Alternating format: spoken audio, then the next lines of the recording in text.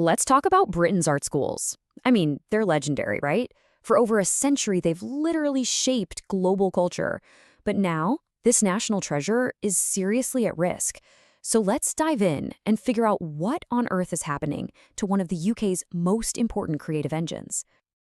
For decades, these schools were basically a conveyor belt for genius, a place where raw talent was forged into a cultural force.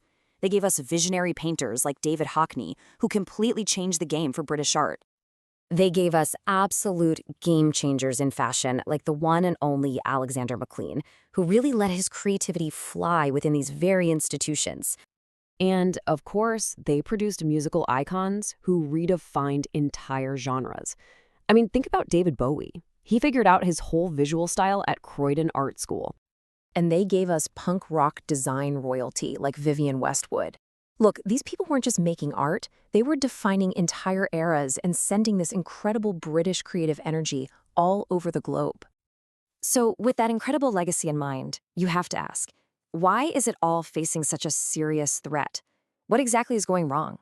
That's the big question we're going to dig into. Okay, so first things first, let's just get a handle on how vital these institutions have been. This wasn't some exclusive club for rich kids. They were a true engine of culture, open to raw talent from every single walk of life. Just take Damien Hirst, one of the leaders of the young British artist movement. I mean, this guy came from a working-class family in Leeds. For him and so many others like him, art school was this incredible escape, a launch pad that had nothing to do with how much money your family had. All right, now let's fast forward to today and see how that once open door has started to slam shut. Because that dream of a creative education, yeah, it now has a seriously steep price tag. A huge part of the problem started with tuition fees. We're talking over £9,000 a year. That one change alone just slammed the door on so many talented people who had to ask themselves if they could even think about affording it. But it's not even just about the tuition. Think about the day-to-day grind of being an art student. You've got to buy all your own stuff, paint, fabric, you name it. Then, if you're a drama student, you're shelling out up to 80 quid for each audition. And when you know creative jobs often pay less than STEM fields, well, that mountain of student debt looks pretty terrifying. And honestly, this quote from student Ava Tamburini just hits the nail on the head. It's becoming a system where the size of your wallet, not the size of your talent, can decide your future. So you've got students struggling to afford it, and then on top of all that, there's been this big shift in government thinking that's basically put the arts right in the crosshairs. And you can see the effect in the numbers. So look at this. Back in 2016, at a top school like the Cordell Institute, only 55% of students came from state schools. Now, compare that to the average for all universities, which is 90%. That is a huge gap, and it tells you just how exclusive things have gotten. And then, this happened.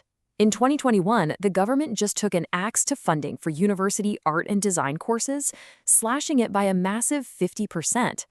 This wasn't just trimming the fat, This sent a really loud message about how these subjects are valued, or not valued.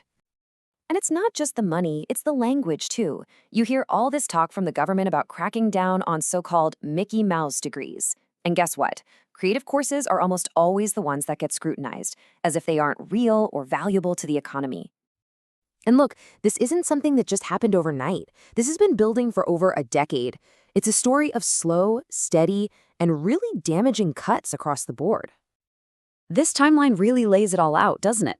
Starting back in 2010, the Culture Department's budget got cut by almost a quarter. Then the Arts Council England budget was snipped by about 30%. Then you have that massive 50% cut to university courses we just talked about. And it just keeps going, with Creative Scotland losing millions just last year. It's a clear, consistent pattern. So, what's the grand total? It's staggering. Once you factor in inflation, we're talking about a loss of £178 million in real terms funding to the arts since 2010. That is a gigantic hole to fill. Okay, so we've seen the challenges, we've seen the cuts. Now for the big question. What does this all mean for the future? What is actually at stake for Britain? Well, one huge risk involves international students. I mean, look at this. At the University of the Arts London, they make up almost half the student body. But with new immigration rules, it's getting tougher for them to study here. So our art schools could lose out on all that talent, that global perspective, and all that tuition money that helps keep them afloat. And you know what else we lose? We lose this. We lose that raw, edgy, uniquely British perspective. Think of a designer like TJ Finley. His whole collection was this defiant political statement about his background. That's exactly the kind of challenging art, the kind of voice that these schools are supposed to be fostering. So the takeaway here is pretty scary. The ripple effects are huge. You've got working class artists being pushed out. Their representation is already half what it was in the 70s. You're putting massive industries like music at risk. And on a bigger scale, you're damaging Britain's global reputation and just making our culture, well, a lot less interesting and diverse. So all of this really leaves us with one final, pretty heavy question.